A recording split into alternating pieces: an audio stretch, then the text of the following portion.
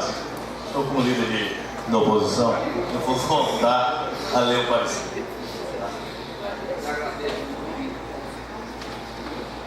O requerimento descrito no relatório, conquanto seja engajado e bem intencionado, em face do artigo 48 do Regimento Interno da Casa, igualmente o artigo do CRF 688, não pode prosperar essa solicitação, esse requerimento por Elizabeth Jogas Loureiro, Daniela Oliveira Silva e Gabriel Santos Almeida. Não pode prosperar. Por que não pode prosperar? Porque as comissões de inquérito, esse é o artigo 48, as comissões de inquérito que terão poderes de investigação próprios das autoridades judiciais serão criadas pela Câmara mediante requerimento de um terço dos seus membros. Então, se tiver o terço dos seus membros, pode ser criado. Só não pode ser criado por conta de um só requerimento dos 3 eleitores. Isso aí está no processo. Quem startou o processo para caçar Valderico foi a Nilda. Pois é, então assim, a comissão de inquérito, segundo aqui, o senhor veio por apuração de fato determinado, e por prazo certo, sendo suas conclusões. E se for o caso, encaminhado ao Ministério Público, para que este promova a responsabilidade civil ou criminal dos infratores. Em vista disso, ausente requisito formal subjetivo, o Parlamento Municipal reúne em números suficientes, ao menos um terço, possui tal exclusividade de prerrogativa. Você entendeu o que eu estou falando? Os senhores entenderam? Que o requerimento foi da professora Hilda, mas a instauração da comissão tem que ser de um terço dos vereadores. Ponto. E ponto. Então não vejo a discussão que se avance e se misture com outra coisa que vai ser colocada aqui. Então, eu acho que está bem claro, bem explícito o parecer do procurador. Então, você entendeu? Senhor presidente, nós temos momentos neste processo. Por exemplo, qual era o nosso entendimento quando nós buscávamos abreviar o mandato? Gostaria de pedir silêncio, por favor. Nós estamos em processo de discussão. Por favor, vereador Léo, obrigado pela atenção. Nós estamos em discussão. Quando nós, naquele momento, as galerias assim cheias, a rua cheia, pedia para que nós abreviássemos, o clima era muito parecido, abreviássemos o mandato do Valderico, nós tínhamos um entendimento de que tínhamos que procurar uma tática para que o rito fosse feito por esta casa e coberto de legalidade, para que ele não fosse combatido, como ele foi combatido no judiciário e ele nunca conseguiu reformar a nossa decisão. Qual é o nosso entendimento? Nosso entendimento era, se qualquer vereador que fizesse a denúncia, estava impedido de votar. Precisávamos que fosse oferecida uma denúncia de alguém do povo. A pessoa que se predispôs, teve a coragem de se apresentar para cumprir esse papel foi Nilda Mendonça. A partir daí nós criamos uma comissão especial de inquérito. Por quê? Porque transformamos o pedido dela em requerimento. E esse requerimento teve o acolhimento de um terço. Daí o presidente abre. Por que a comissão especial de inquérito pode sugerir muitas coisas? Aí, só para enriquecer, essa aqui é o relatório final da comissão de inquérito que nós fizemos para apurar irregularidades na educação. O relatório final diz o seguinte: não pediu a cassação. O relatório final: diante dos fatos apurados por essa SEI, sugerimos que o senhor prefeito municipal exija do senhor Almir Gonçalves Pereira, que era secretário de Educação na época, que determine a empresa Cato e Maciel, que era a empresa que fez o contrato com a prefeitura, a devolver aos cofres públicos municipais o valor indevidamente recebido igual a R$ 193.590.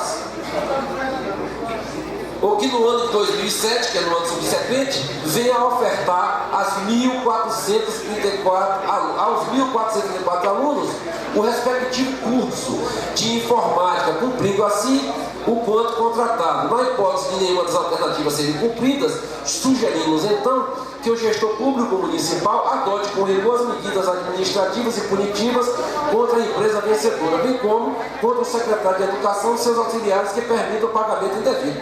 Então, o que eu quero dizer é que a comissão especial de inquérito não é uma comissão de cassação do prefeito, absolutamente, é de apuração de um fato determinado, oferecido por um ponto. Vamos esperar. No final dessa comissão especial de inquérito, o entendimento dos membros dela vão sugerir as medidas que esta casa deverá adotar ou não. Se for o caso, aí abrir a comissão processante, onde o prefeito vai ter amplo direito de defesa. Claro, a que você chegou aí. E aí vai pela 201. Nesse momento, no meu entendimento, nós precisamos transformar isso em requerimento e ter o acolhimento de 1/3 aqui desta casa. É isso que está sendo colocado aqui. É esse o entendimento. É isso que está sendo colocado. Quer dizer, eu não estou colocando os carros na frente dos bois ou o carro na frente. Estou dizendo que é preciso o ritual, o processo seguir o ritual jurídico, que regimentalmente diz que tem que ser 1/3 dos vereadores para criar uma comissão. O fato, o mérito não está sendo discutido aqui, está sendo discutido, está sendo colocado aqui como arquivamento da solicitação dos 3 cidadãos que colocaram isso aqui, que no parecer diz que não há possibilidade de criar uma comissão de inquérito mediante só essa denúncia. É preciso criar uma comissão a partir do texto dos vereadores. Ok? Então, eu vou encerrar esse assunto e depois eu acho que isso tem que ser desdobrado aí politicamente e passar para o outro assunto, que é o relatório, que aí sim é a solicitação de afastamento do prefeito.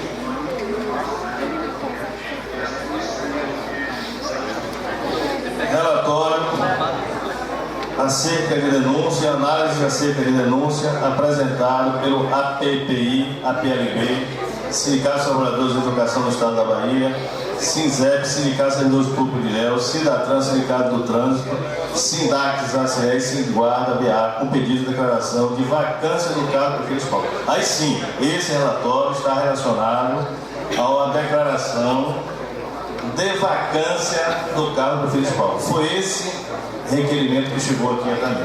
Então, parecer. Eu vou dar um tempinho para que os senhores conversem aí, porque eu vou ler o relatório. Com parecer.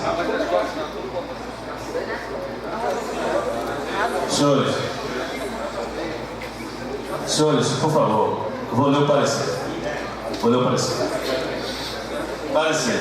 O requerimento descrito no relatório deve seguir o trâmite exposto no artigo 5º do Decreto-Lei 2001/1967. Aí sim, o artigo 5º do Decreto-Lei 2001/1967, em vista da ausência de procedimento legislado pelo Estado da Bahia na matéria, pela remissão à Lei Orgânica, artigo 60-CE, e da remissão da Lei Orgânica ARI, artigo 82, LONI, e da omissão do regimento interno da Casa, o artigo 5º do Decreto-Lei 2001/1967,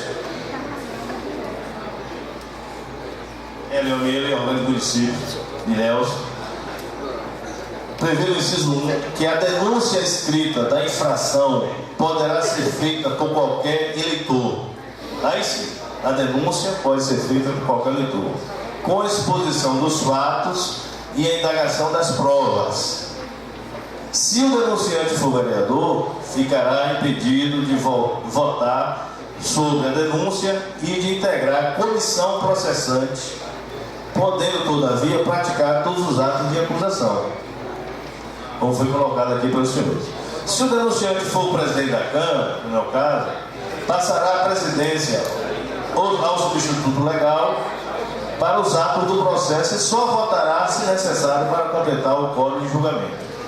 No exposto, infere-se que qualquer denúncia deve ser apresentada por eleitor ou vereador, de modo a comprovar a regularidade das obrigações eleitorais. Foi o que eu solicitei ontem, para que fosse seguido aqui todo o trâmite. Requisito cumprido ontem, dia 17 de 8 de 2013, espontaneamente. De outro lado, é de opinião do presente parecerista a inépcia da denúncia, por ausência de causa de pedido. Da ausência de causa de pedido, falta do pressuposto essencial. Deve-se diferenciar, primeiramente, que o instituto da vacância do cargo do chefe do Poder Executivo é termo técnico específico, oriundo da Constituição Federal de 1988. Por ela, a vacância do cargo acontece por motivos permanentes e consubstanciada em fato prévio. Motivos permanentes porque a transitoriedade caracteriza impedimento e não vacância. No impedimento, há substituição pelo vice. Consubstanciada em fato prévio porque deve ser lastreada em fato comprovado e juridicamente perfeito, anterior à declaração de vacância. Assim é que a vacância apenas ocorre quando houver fato prévio que impeça a continuidade do mandato, como morte, renúncia, perda ou suspensão de direitos políticos, por decisão judicial colegiada ou transitada em julgado. A vacância é declarada pela Câmara Municipal, vacância, quando acontecer tais fatos. Declaração de vacância não lastreada em fato prévio, que importa e motivo permanente a impedir exercício do mandato não encontra qualquer respaldo jurídico. Da ausência de causa de pedido, competência exclusiva e separação dos poderes. Além do já exposto, o requerimento não pode prosperar face a princípio da separação dos poderes e possibilidade de apresentação de lei orçamentária até prazo legal que faça incidir reajustes. O reajuste anual, apregoado pelo CRFB, 88, no artigo 37, 10, já decidiu o Supremo Tribunal Federal, reiteradas vezes, é norma de princípio intuitivo, já que depende da edição de normativo municipal específico, da iniciativa do chefe do Poder Executivo, caracterizando um ato de poder processual civil, constitucional, servidor público, revisão geral anual, competência privativa do chefe do Poder Executivo, indenização, descabimento, fixação dos ônus da sucumbência, decisão que observa o disposto no artigo 20, inciso capítulo 4 do CPC, preclusão consumativa, primeiro agravo improvido e segundo agravo não conhecido. 1. A iniciativa para desencadear o procedimento legislativo para a concessão da revisão geral anual aos servidores públicos é o ato discricionário do chefe do Poder Executivo, não cabendo ao judiciário suprir sua omissão. 2. Incabível indenização por representar a própria concessão de reajuste sem previsão legal. Os atos do exercício institucional, ato de poder, por sua vez, não se sujeitam a prazo algum, nem a ser imposto pelo Poder Judiciário, não aplicação do artigo 103, capítulo 2, enfim. Veja-se, em inglês, né? Ação direta de inconstitucionalidade por omissão, artigo 37, 10 da Constituição Federal. Redação da EC, Emenda Constitucional número 19, de 4 de junho de 1998. Norma constitucional, que impõe ao Presidente da República o dever de desencadear o processo de elaboração da Lei Anual de Revisão Geral de Remuneração dos Servidores da União, prevista no dispositivo constitucional em destaque na qualidade de titular exclusivo da competência para a iniciativa da espécie, na forma prevista no artigo 61, capítulo 1º, 2, A da CF. Mora que, no caso, se tem por verificada quanto à observância do preceito constitucional desde junho de 1999, quando transcorridos os primeiros 12 meses da data de edição da referida emenda constitucional número 19 de 98, não se compreende a providência nas atribuições de natureza administrativa do chefe do Poder Executivo, não havendo cogitar por isso da aplicação, no caso, da norma do artigo 103, capítulo 2, infine, que prevê a fixação de prazo para o misto, procedência parcial da ação. Do decisum analisado, percebe-se que a ausência de reajuste anual, conquanto importante, e aí é importante, é atacável por omissão no Poder Judiciário, não podendo constituir fato por si só e ausente decisão judicial prévia a gerar a vacância do cargo do prefeito municipal. A Constituição Federal de 1988 não coaduna com processo secreto e sem o mínimo de contraditório. Ademais, o conteúdo técnico-jurídico do termo vacância deve ser interpretado nos moldes acima esboçados, pelos quais haverá garantia de um procedimento constitucional prévio à declaração da vacância. Nesses termos, opino pela rejeição e arquivamento da denúncia protocolada, em vista da ausência do pressuposto essencial e logo de justa causa, pois não há fato prévio comprovado que impeça o exercício do mandato de forma permanente, caso de vacância, e não há ilícito a ser sancionado, uma vez que, pelo princípio de separação dos poderes, o ato de proceder ao reajuste é complexo, de iniciativa privativa e discricionária do chefe do Poder Executivo. Então, eu sigo a orientação do parecer do procurador assessor jurídico da Câmara Municipal. Discussão, vereador Costa. Para a discussão, até da discussão, eu quero, normalmente, como fiz em relação à primeira denúncia, recorrer para o plenário do parecer, para que o parecer seja discutido e votado o recebimento pelo arquivamento pelos vereadores. O primeiro, Vossa Excelência esqueceu de colocar em votação se aceitariam esse parecer os vereadores, no caso o plenário. Vossa Excelência esqueceu, eu gostaria que anotasse e colocasse em votação. Se os vereadores decidirem que prevalece esse parecer, não é a mesa, transfere a responsabilidade para o plenário. E em relação a este parecer também, eu tenho